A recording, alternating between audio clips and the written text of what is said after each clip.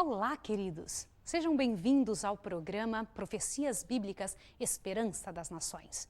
E eu espero que seu coração esteja cheio de esperança do céu, que Jesus Cristo possa estar fortalecendo a sua história e tornando você aquilo para o qual Ele te chamou para essa hora, um vitorioso.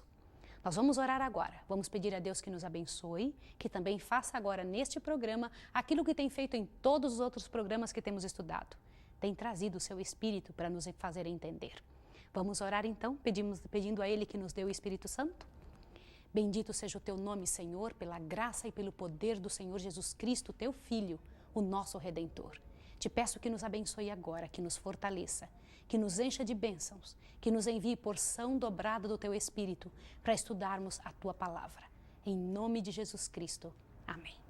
Queridos, estamos novamente com a nossa Bíblia aberta, estudando o livro de Daniel. Eu quero que você abra a sua Bíblia para que nós possamos entender as verdades para os últimos dias, a verdade para o nosso tempo, para o seu tempo e meu. Lembra-se que nós já passamos pelo livro de Daniel todo, e se você perdeu algum dele, você pode, por favor, tentar escrever para nós e nós vamos mandar gratuitamente para sua casa. Todos os estudos e todas as perguntas que você tiver, nós vamos tentar responder para você, tá bom? Daniel capítulo 12, você vai encontrar algo interessante. Eu vou lhe fazer uma pergunta sobre Daniel capítulo 12, verso 1. Quais são as três coisas que acontecerão ao povo de Deus nesse tempo do fim? Daniel 12, verso 1. Que diz: neste tempo se levantará Miguel, o grande príncipe, que protege os filhos do seu povo, e haverá um tempo de angústia qual nunca houve desde que houve nação até aquele tempo. Mas nesse tempo livrar-se-á teu povo todo aquele que se achar escrito no livro. O que é isso que você acabou de ler? Miguel vai se levantar, o Senhor Jesus Cristo vai se levantar por nós. Haverá um tempo de angústia, mas nós seremos libertos. Bendito seja o nome de Deus. A outra pergunta que eu quero fazer a você é: a quem Deus prometeu, o que Ele deu de promessa para Abraão? Hoje você vai poder entender quem é o verdadeiro Israel. Em várias vezes na história da humanidade e entre as religiões, tem havido esse tipo de pergunta. Será que Deus ama só Israel? Por que Ele chamou Israel? Abra sua Bíblia no livro de Gênesis. Eu preciso que você veja no verso 13 algo que o Senhor Deus disse ali. Gênesis capítulo 13. Abra comigo para que você possa observar uma conversa entre Deus e Abraão, para que você possa seguir a sequência da ideia de Deus e o que realmente aconteceu lá no passado e que faz tanta diferença para nós hoje no futuro. Aqui em Gênesis, capítulo 13, verso 14. Eu vou ler junto com você. Vamos lá. Disse o Senhor a Abraão, depois que Ló se apartou dele: levanta agora os teus olhos e olha desde o lugar onde estás para o norte, para o sul, para o oriente e para o ocidente. Toda esta terra que vês, hei de dar a ti, a tua descendência, para sempre. Farei a tua descendência como o pó da terra, de modo que se alguém puder contar o pó da terra, também conseguirá contar a tua descendência. Entendeu isso? O Senhor Deus disse que daria aquela terra aonde ele estivesse olhando para todos os lados, para Abraão e para sua descendência. Interessante isso. Eu quero que você corra lá para o livro de Gálatas. Faça um favor de abrir comigo no livro de Gálatas e dê uma olhada em outra informação que o Senhor Deus tem ali para mim e para você. Esta informação é muito preciosa, muitíssimo, para que você possa entender qual é a vontade de Deus, o que é que ele pensava relacionado aos últimos dias da história da Terra. O livro de Gálatas diz o seguinte aqui. De Gálatas, o verso que eu gostaria de ler com você é o capítulo 3, verso 26. O que diz? Todos vós sois filhos de Deus pela fé em Cristo Jesus. Pois todos vós que fostes batizados em Cristo, vos revestiste de Cristo. Desta forma, não há judeu nem grego, não há servo nem livre, não há macho nem fêmea, pois todos sois um em Cristo. E se sois de Cristo, presta atenção que vai ler agora, então sois descendentes de Abraão, herdeiros conforme a promessa. De que promessa está falando aqui? Aquela que acabamos de ler, que está escrito em Gênesis. Aquela promessa que Deus fez para Abraão, que daria a ele toda aquela terra onde ele pudesse enxergar, foi dada para Abraão e seus descendentes. Quem são os descendentes de Abraão, queridos? Somos nós agora, por causa do Senhor Jesus Cristo. Abra sua Bíblia também em Romanos 9. Vai um pouquinho para o livro de Romanos e dê uma observada. Romanos fica um pouquinho para trás e observe bem o que diz ali, depois do livro de Atos, você encontra o livro de Romanos, Romanos capítulo 9, verso 7. Você encontra essa informação de forma clara. Romanos 9, verso 7, tem essa informação de forma bem clara. Observa junto comigo, diz assim. Primeiro, o verso 6 de Romanos 9. Não que a palavra de Deus haja falhado, pois nem todos os que são de Israel são israelitas. Agora veja o verso 8. Isto é, não são os filhos da carne que são os filhos de Deus, mas os filhos da promessa são contados como descendência de Abraão. O que você achou disso? Não é interessante? Aí mesmo em Romanos capítulo 4 eu quero mostrar algo para você. Romanos capítulo 4, e observe outro detalhe do que o Senhor Deus diz. Por favor, dê uma olhadinha no capítulo 4, verso 11.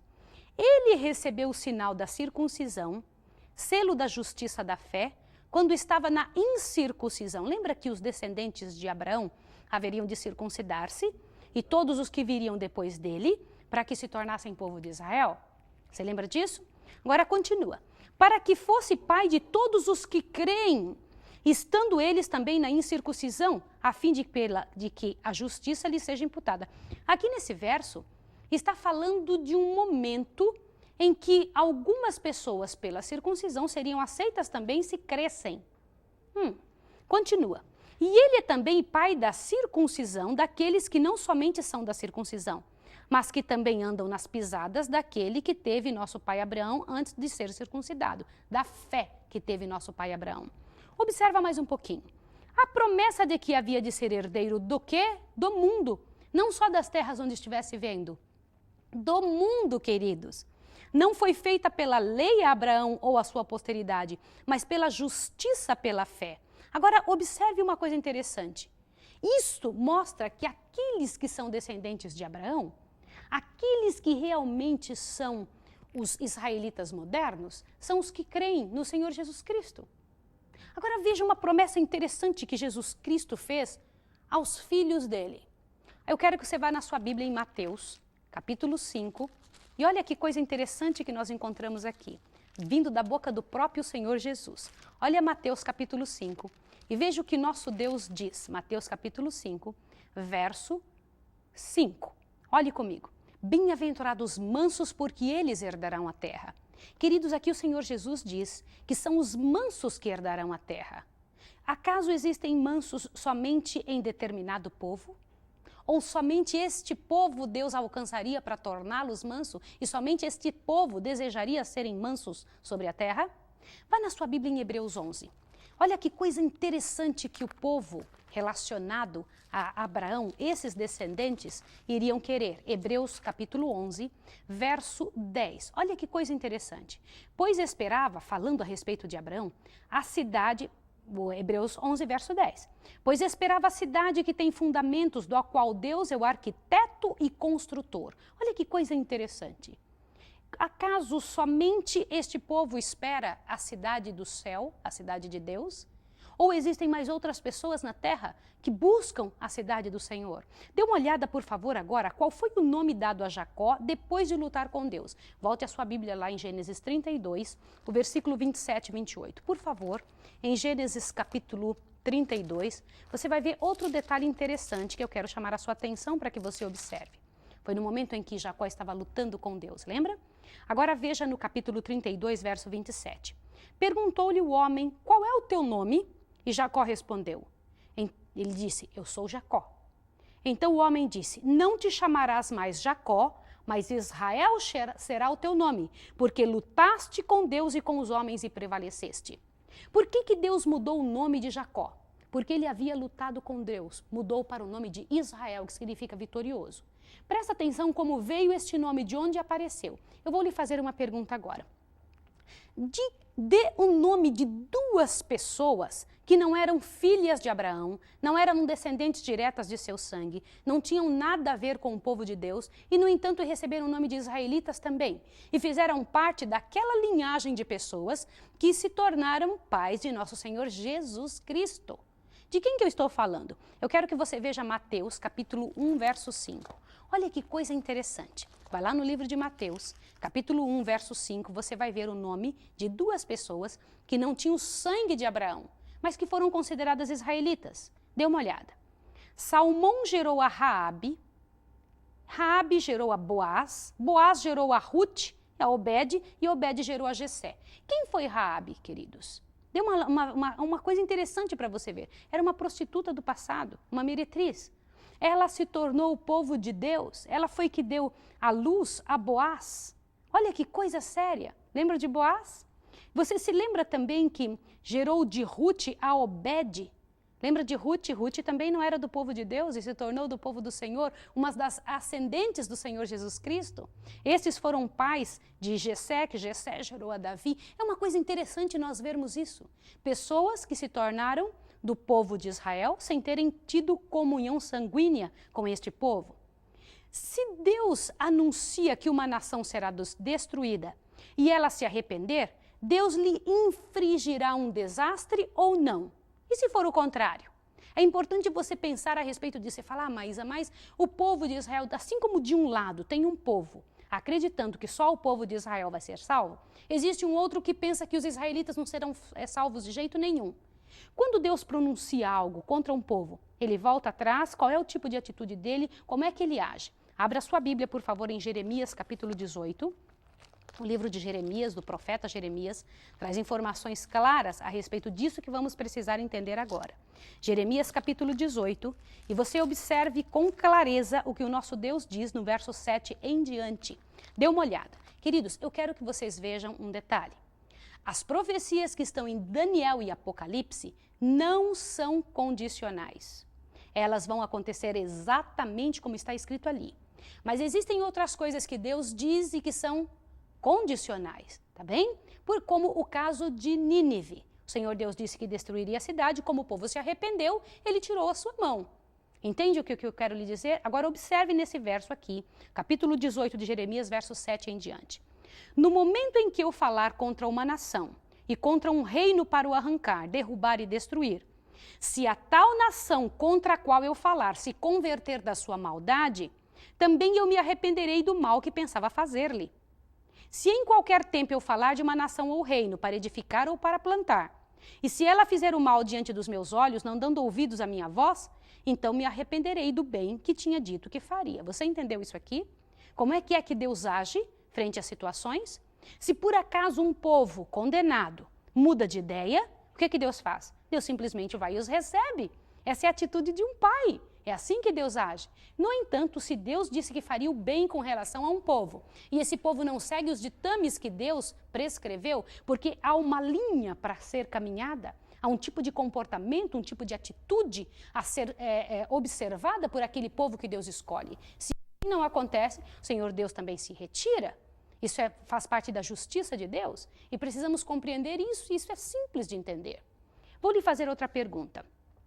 O que Deus previu que aconteceria com Israel se eles fossem desobedientes e sobre que condições eles seriam aptos para entrar na nova terra? Deus previu o que aconteceria com eles. Aqui no livro de Deuteronômio, capítulo 4, veja que coisa séria. Deuteronômio, lá no Velho Testamento, lá no final, no iniciozinho, você encontra Deuteronômio, capítulo 4, onde Deus falou para o povo de Israel algo interessante que aconteceria com eles, a partir do verso 27. Eu vou ler com vocês. Olhe bem o que Deus disse que aconteceria com o povo de Israel. O Senhor vos espalhará entre os povos, e de vós só restará um pequeno número entre as nações, as quais o Senhor vos conduzirá. O que está sendo dito aqui? Continua lendo. Ali servireis a deuses feitos por mãos humanas de madeira, de pedra, que não veem nem ouvem, nem comem nem cheiram. Então dali buscarás ao Senhor teu Deus e o acharás, quando o buscardes de todo o teu coração e de toda a tua alma. Quando estiveres em angústia e todas essas coisas te alcançarem, então nos últimos dias voltarás para o Senhor teu Deus e ouvirás a sua voz. Pois o Senhor teu Deus é Deus misericordioso, não te desamparará, nem te destruirá, nem se esquecerá da aliança que jurou aos teus pais. Deus está falando para o povo de Israel. Aí você fala, Maísa, mas você viu? Aí está escrito abertamente que Deus vai trazer de novo esse povo como povo. Mas e o restante do povo da terra, que não tem aliança sanguínea com ele? Nós já entendemos aqui claramente que Deus não faz acepção de pessoas, que hoje em dia é israelita todo aquele que atender o chamado do Senhor Jesus Cristo, que receber a Jesus Cristo como Salvador, da forma como Jesus Cristo disse, o verdadeiro Senhor Jesus. Você compreendeu? Isto é sério, você precisa ver. Jeremias previu o cativeiro babilônico. Nós estudamos em Daniel, todo o livro de Daniel trabalha em cima dessa situação do cativeiro babilônico. Jeremias também deu uma previsão sobre o retorno do povo à terra palestina. Ele previu que o povo seria pego por Babilônia. Será que ele também previu que o povo voltaria para a Palestina? Observe isso, por favor, Jeremias 30. É importante saber isso, não é? Essas coisas fazem a diferença para nós hoje que estamos vendo tantas guerras acontecendo por causa da terra prometida ali em cima. Sabia que a luta que existe ali no Oriente Médio é em função da terra que foi prometida a Abraão? São irmãos os dois povos que brigam. Os árabes e os judeus, eles brigam pela mesma terra. Não é sério isso?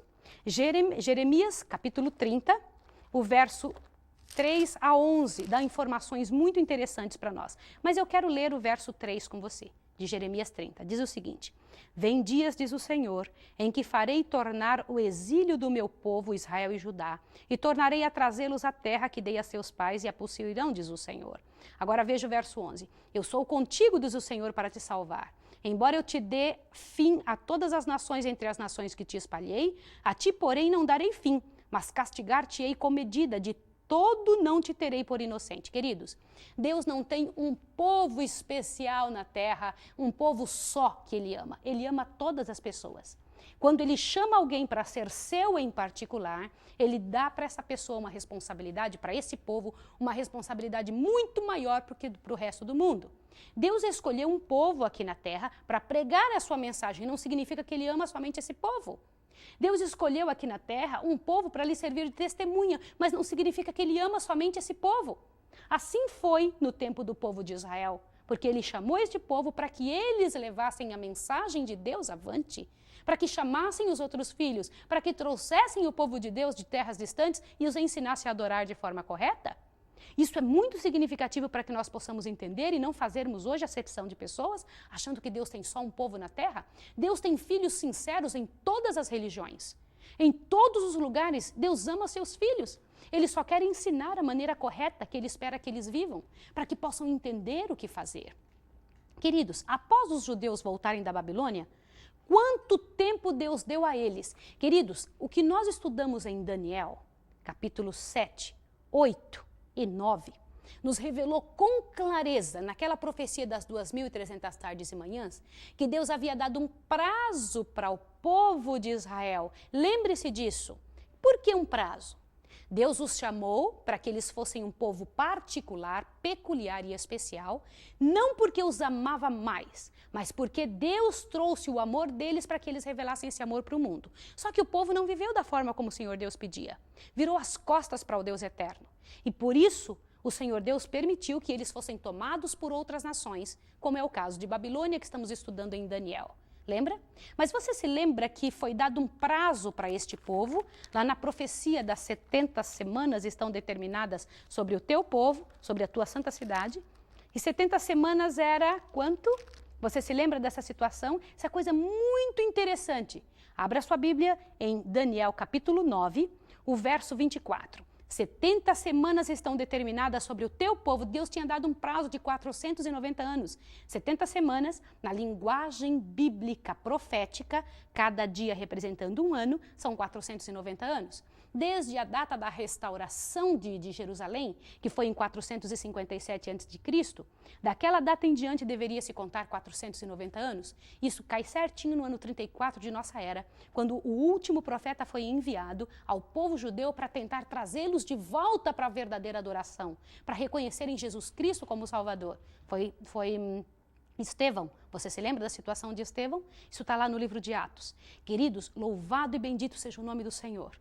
O Senhor Deus, então, passou a verdade dele para todos os gentios, mas não desprezou qualquer um que quisesse compreender a verdade de Deus, ainda que fosse judeu, ainda que fosse brasileiro, alemão, fosse quem fosse.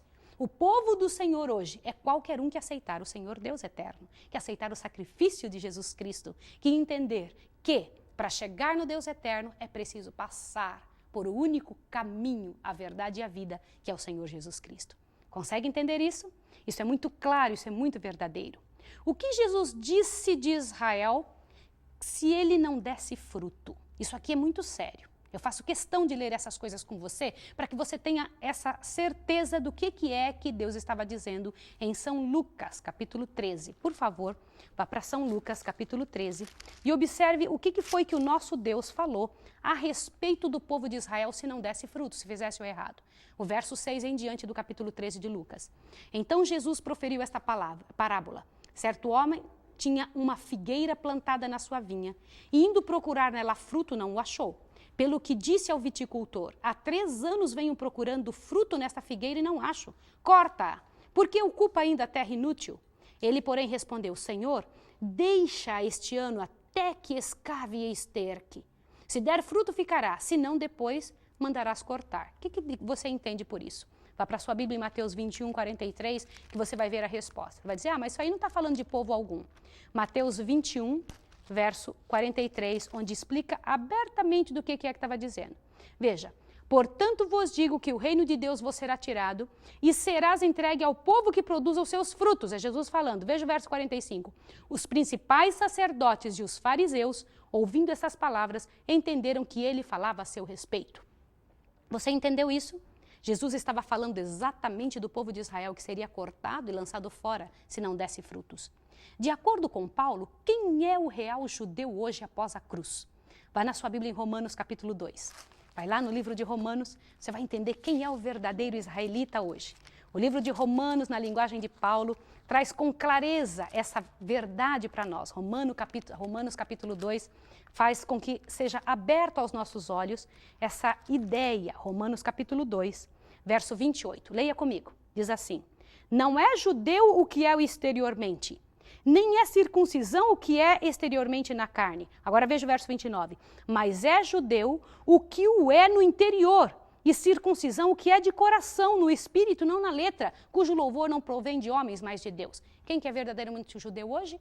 Aquele que no coração aceitou o que Deus esperava que os judeus tivessem aceitado. Com isso eu não estou dizendo que tenho algo contra qualquer nação. Louvado seja o nome de Deus que me ensinou a amar todos os povos. E você, querido, pela graça de Deus, deve fazer o mesmo. De entender que o nosso Deus é para todas as nações, para todos os povos ao redor da terra. Nosso Deus tem mais para a sua história pessoal, muito mais. Nosso Deus tem coisas grandiosas para encher o seu coração, para fazer você um povo especial nessa terra. Aqui em Romanos 9, eu encontro um detalhe interessante, Romanos 9, aqui no versinho 6 diz, não que a palavra de Deus haja falhado, pois nem todos os que são de Israel são israelitas. Por quê? Depende do que crê, depende do que entende, depende daquilo que acredita. Como somente então pode um judeu étnico tornar-se um judeu espiritual? Romanos 11, veja, Romanos 11, 14 e 15. Eu vou ler com você. Para ver se de alguma maneira posso incitar o ciúme da minha carne e salvar alguns deles. É Paulo falando. Pois se a sua rejeição é a reconciliação do mundo, qual será a sua admissão, senão a vida dentre os mortos? Presta atenção. Agora veja o 19. Dirás, pois, os ramos foram quebrados para que eu fosse enxertado. Agora veja o 21. Pois se Deus não poupou aos ramos naturais, está falando dos judeus, teme que não te poupe também a ti. Gente, isso é sério. Agora veja o 23. Também eles, se não permanecerem na incredulidade, serão enxertados, pois poderoso é Deus para os tornar a enxertar. Como que Deus enxerta novamente esta árvore que foi quebrada? Se crer, se não permanecer na incredulidade, se crer no Filho de Deus, no Filho eterno do Senhor Deus. Entende? É uma linguagem clara. Leia todo o capítulo para você ver do que diz. E a última pergunta que eu tenho para você. Há divisão entre judeus e não judeus no Novo Testamento? Há essa diferença entre eles? Vai em Efésios capítulo 2. Por favor, abra sua Bíblia no livro de Efésios e encha o seu coração. Efésios capítulo 2, para que você possa entender a vontade do nosso Deus para você e para mim.